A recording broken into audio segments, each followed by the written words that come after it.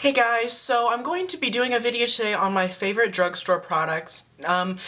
Mainly because I know that I use a fair amount of like higher end brands, and I know that not everyone wants to go splurge on that kind of, those kinds of products and spend that much money. And also because I think the makeup at the drugstore has really improved in quality over the past couple of years.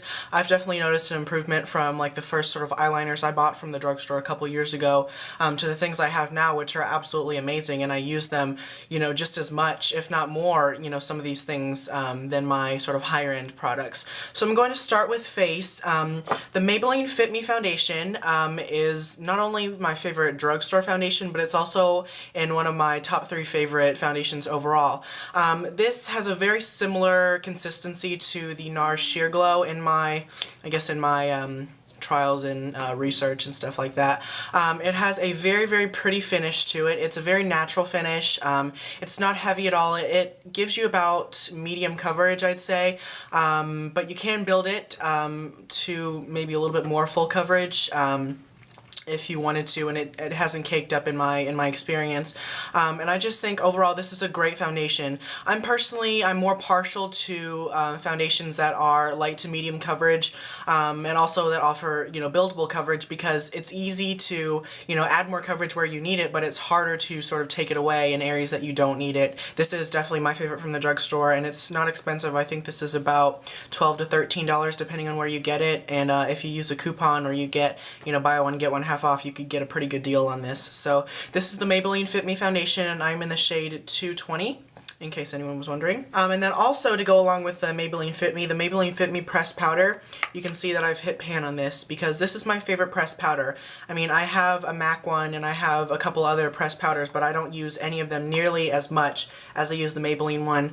And the reason being is this is very similar to the foundation in the fact that it offers a very natural finish to it. It doesn't really give you a lot of color. It mainly just sort of gives you that finish. It controls the oil, controls the shine, sets your makeup. It's great for touch-ups. It's got a mirror on the bottom, and then it comes with a little puff.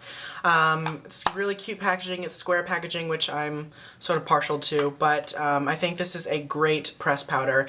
And I know that there are a lot of pressed powders from the drugstore, and there are a lot of pressed powders just in general, but this definitely has to be my favorite. Again, not only from the drugstore, but overall, because it's absolutely amazing, and I love it so, so much, and I will continue to repurchase it. Also for face, the e.l.f. Under Eye Concealer and Highlighter. I use this almost every single time that I want to wear concealer. I'll either use this or my Amazing Cosmetics concealer, but I will only use this under my eyes. I won't use the Amazing Cosmetics concealer one because it's too heavy. It's a little bit too full coverage. And this sort of has a, I'm in medium by the way, this sort of has just like a peachy undertone to it. It's definitely a more warm undertone. So it helps to, slightly counteract the darkness that can occur under eye, because of under eye circles and stuff like that. So I think it's a great concealer. I've had this for almost a year and I still have a lot left. And then the highlighter side, it's got like a liquid highlighter, which is sort of like a pinky pearl kind of color, which if you guys know anything about me and highlighters, I'm not a fan of that kind of color, but the thought is nice. But this concealer is really worth the $3 that this cost. I would buy, I'd spend a little bit more just to get this concealer because it's amazing.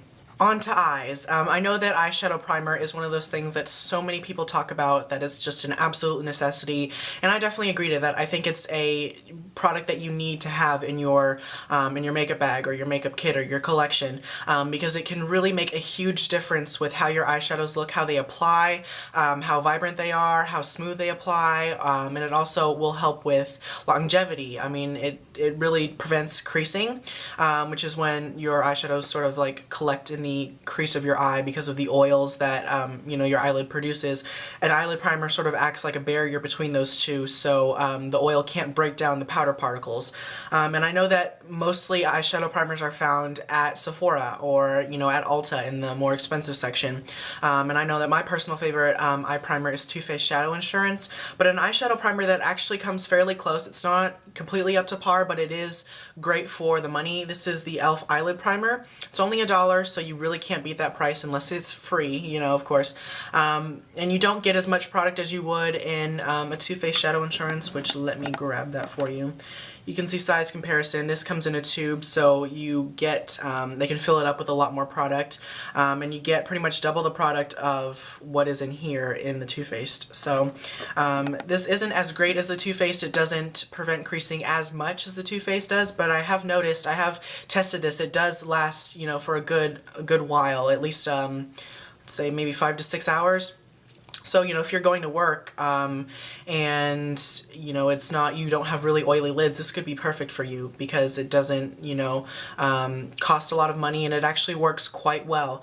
And I use this a lot for maybe if I'm just doing some eyeshadow for a video, or I'm just doing it for a quick maybe photo shoot of myself or someone else. I'll just use this because I like to save my Too Faced for, you know, when I need my eyeshadow to last a long time. But this is good just to act as a base, you know, if you need it for only a short while, if that makes any sense. Eyeshadows. You all have probably heard about these, and a lot of you probably own a couple of these, but the Wet n Wild Color Icon eyeshadows, I know that they come in trios as well, and they come in these, and then they might come in a duo or something like that. But I have the eyeshadow collections, and I have two of them. I have one called Blue Had Me at Hello, and this one's called I Heart Matte. And these are 8 eyeshadows each. They cost about $5 depending on where you get them, and they are fantastic eyeshadows, let me just tell you. I mean, they definitely compare to some of my higher end eyeshadows like NARS and MAC and Urban Decay and things like that. So let me just show you this crease color right here, this really dark, rich, like purpley navy blue. Let me just show you what one swipe looks like. I'm going to take my finger, pull down. Look at that. You see that? And then let me take like a MAC eyeshadow. You know, it's really close in like pigmentation, you know, the quality of the pigment, and then when you apply it, look at how rich that is. And I mean, that cost $5, that palette cost $5. You know, and then even the MAC one doesn't even apply as smooth as that. Again, they're different colors, but they just are absolutely amazing quality-wise. The only thing is they stain, you have to be careful with that. And the I Heart Matte palette was limited edition, which is unfortunate because you really don't see a lot of companies from the drugstore do eyeshadow, like matte eyeshadows, and especially not really good matte eyeshadows, but these are quite good. Let me do a swatch of this green. See that? So you can see these two. I use the green and then the blue, and then when you apply them, they're good quality. Like, they definitely are worth the money, of course, because they're only $5, and you're getting 8 eyeshadows, which, I mean, $5 will not get you, you know, one eyeshadow at Sephora, or even maybe half of one. I think this is the last thing for eyes. The Milani Liquify Metallic Eyeliner Pencil, I think is my favorite black eyeliner. I own the Urban Decay Zero, but let me just show you on the back of my hand right here.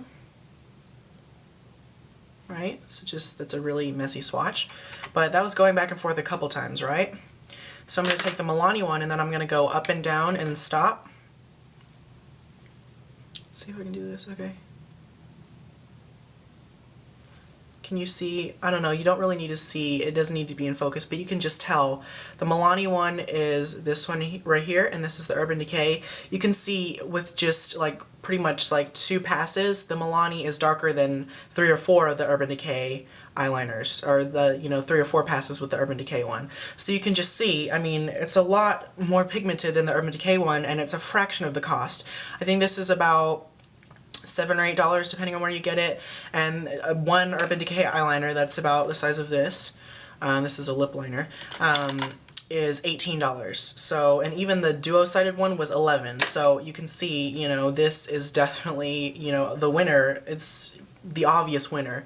You know, you can just tell by that pigmentation. This is what I use anytime I need a black eyeliner, and it stays a long time. Once you put it on your waterline and you let it set, it doesn't go anywhere. Okay, moving on to lips. The NYX lip pencils are absolutely amazing, the lip liner pencils.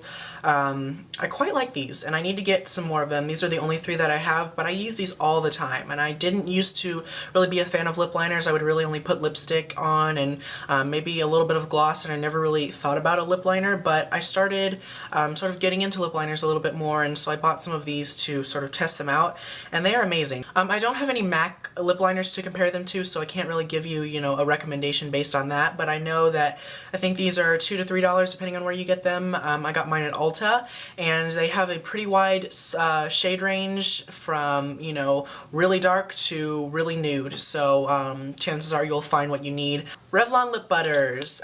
These are probably one of my favorite lipstick formulas ever, and the fact that they're from the drugstore and they really aren't expensive makes it even better. I have 3 sitting out here right now. One of them called Pink Truffle, one of them called Candy Apple, and then the last one is called Lollipop. So these are sort of like the Max Sheen Supremes formula-wise. They are meant to be lightweight. Some of them are sheer coverage and some of them have a little bit more full coverage. I know a lot of people say that all of them have full coverage, but they really don't. Only some of them have really full pigmentation. But they are glossy. They can you see that right there? This one's called Lollipop. They're glossy, they're smooth, they apply evenly. I wouldn't say that they're moisturizing, but they're certainly not drying. I don't notice myself having to put a lot of lip balm afterwards. But then again, I've never really had an experience with a moisturizing lipstick, so that tells you anything. But these are just a really great product. I mean, they certainly live up to everyone's hype. I absolutely would recommend these. The one on top is called Pink Truffle.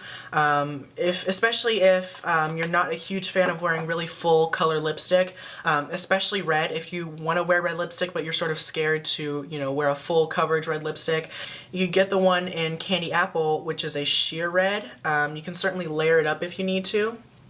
And you can build it up to more full coverage if you wanted to, but just to start off with, it's good because it is sheer to buildable coverage, so sort of like a introduction to more full coverage lipsticks. And these are about $7, I think. I got mine buy one get one half off, which was great. So that is pretty much it, I think, for makeup. Now moving on to pretty much the highlight, I think, of this video. e.l.f. Studio brushes. I cannot say enough about these, you guys. They have the powder brush, which is what I use for foundation. It's what I use today. And they have the complexion brush, which I use every single day for loose powder or pressed powder or bronzer or blush or sometimes even highlighter or just to blend all powders together. They have the blush brush, which I use if I want to just set maybe my T-zone with some powder. I'll just use this brush since it's a lot smaller. It is also good for blush. The contour brush, which is good for concealer because it's domed and it sort of is a similar shape to a finger, and so you can just get right on your under eyes, smooth your concealer over. The small precision brush is what I use for lip products, and it's absolutely amazing with sleek pout paints or like OCC lip tar type of products because it's got a very precise point to it, so you can get right along your Cupid's bow without any issue at all. But I cannot say enough about them. I love them, and I own pretty much every brush because they are amazing. And for $3 a piece, you cannot beat that when it comes to brushes, especially really good quality ones. And these are all synthetic hair, so you can use them with cream or powder products. I've had this brush close to a year and a half now. It has not shed once on me. It's still as soft as the day I got it, and it's just absolutely amazing. And I actually own 2 of them because I love them so much. So if you're just starting out with makeup or you want to expand your brush collection, the e.l.f. Studio brushes are my #1 recommendation for, you know, on how to do that. Also, some really good brushes are Sonia Kashuk ones. These are a little bit more expensive than the e.l.f. ones, and they're not a standard rate. Like the e.l.f. ones are all $3, and these vary in price. But the fluffy eyeshadow brush, I think this is the medium-sized one. I use this every single time I do eyeshadow, and I own the MAC 239. Which is a similar sort of idea, but I don't even use the MAC one as much as I use the Sonia Kashuk one. This is good for crease work, it's good for blending things out, good for highlight, good for all over the lid. If you want to blend some shadow out underneath the lower lash line, absolutely amazing. I'm not sure if this is synthetic hair or not, so I wouldn't use it with cream products unless you know for sure, but I use this for powder eyeshadows, and it's like my #1 eyeshadow brush, next to a 217 of course. But they also have a push liner brush. They have this fluffy concealer brush, which I use this even more than the e.l.f. contour brush for under eye concealer because it just really airbrushes it out and it makes it very smooth when you apply it and when you blend it out with this brush. And just really great brushes, and they have a pretty large range as well, and they're really worth trying. So This video was a lot longer than I had anticipated because I like to rant and I like to make my point, but I hope this was helpful for anyone who wanted to see this video from me or who just, you know, might find it helpful or interesting. That's pretty much it, and until my next video, I'll talk to all you guys soon. Bye!